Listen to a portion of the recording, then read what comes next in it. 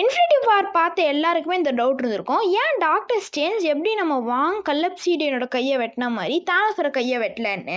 Actually இதுக்கு பின்னாடி நிறைய ரீசன் இருந்திருக்கு. ஆனால் ஃபர்ஸ்ட்டு தானோஸ் ஒரு சாதாரண ஆளே கிடையாது. இன்ஃபினிட்டி வார்லேயே அவர்கிட்ட நிறைய ஸ்டோன் வந்து இருந்திருக்கும். டைட்டன் ஃபைட்லேயே அவருக்கு 4 ஸ்டோன் இருந்திருக்கும்.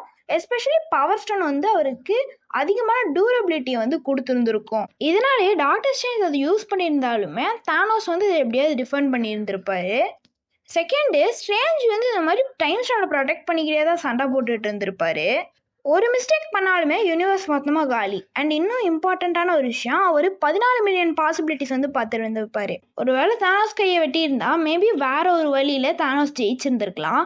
ஆர்எல்ஸ் டாக்டர் டூம் உருவாகி இருந்திருக்கலாம். இதனாலேயே டாக்டர் ஸ்ட்ரேஞ்ச் எதுக்கு இது யூஸ் பண்ணிக்கிட்டு எப்படியும் இந்த பாசிபிலிட்டியில் வந்து கெட்டதான் நடக்க போகுது அப்படின்னு சொல்லி அதை வந்து லீவ் பண்ணியிருந்திருக்கலாம். ஸோ இதை பற்றி நீங்கள் என்ன நினைக்கிறீங்க? அதை மறக்காம கீழே கமெண்ட் பண்ணிட்டு உங்களோட ஃபேவரட் சூப்பர் ஹீரோ யாருங்கிறதையும் கமெண்ட் பண்ணிட்டு போங்க.